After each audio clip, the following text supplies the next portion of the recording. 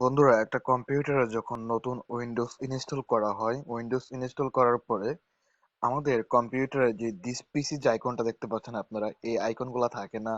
This পিসি, তারপর হচ্ছে network, control panel, এই আইকনগুলো থাকে না। তো এইগুলো আপনারা কিভাবে আনবেন সেটি দেখিয়ে দেবো এই ভিডিওতে। ভিডিওটি ভালো লাগলে চ্যানেলটি সাবস্ক্রাইব করে পাশে থাকবেন।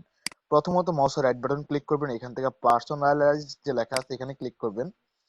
এখানে ক্লিক করার পরে জাস্ট একটু ওয়েট করতে হবে, এখানে আমাদের অপশনটা আসতেছে। এখান থেকে আপনারা থিম যে লেখা দেখতে পাচ্ছেন, এই থিমে ক্লিক করে দিবেন। থিমে ক্লিক করার পর এখান থেকে ডেস্কটপ আইকন সেটিং এ ক্লিক করবেন। তারপর দেখবেন এখানে আপনার সবগুলোতে টিক মার্ক দেওয়া আছে কিনা। টিক মার্ক দেওয়া না থাকলে কিন্তু এখানে শো করবে না, অর্থাৎ আপনার ডিসপিসিতে শো করবে না। আমরা যদি দেখাই, এখানে শো করবে না। যদি আমি আপনাদেরকে দেখাই, এখান থেকে ধরেন আমি টিক মার্ক গুলা এখান থেকে আমি বন্ধ করে দিচ্ছি। আমি এখান থেকে থিমে গেলাম, তারপর এখান থেকে ডেস্কটপ আইকনে গেলাম, এখান থেকে এই টিক মার্ক গুলো আমি তুলে দিলাম। এই টিক মার্ক গুলো আমি তুলে দিলাম। তারপর এখান থেকে ওকেতে ক্লিক করি, অ্যাপ্লাই দিলাম, ওকে দিলাম। দেখেন এখন এখানে কোথাও কিন্তু আমার দিস পিসি লেখাটা কিন্তু নাই।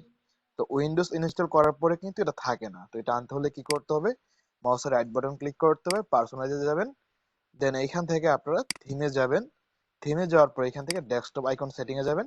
এখান থেকে আপনারা সবগুলা টিক মার্ক দিয়ে নেবেন। ঠিক আছে, আমি এক এক করে সবগুলা টিক মার্ক দিয়ে অ্যাপ্লাই ক্লিক করলাম, ওকে দিয়ে ক্লিক করে দিলাম। দেখেন ডিসপিসি সবকিছু কিন্তু এখন চলে আসছে। এই যে আমার ডিসপিসি চলে আসছে।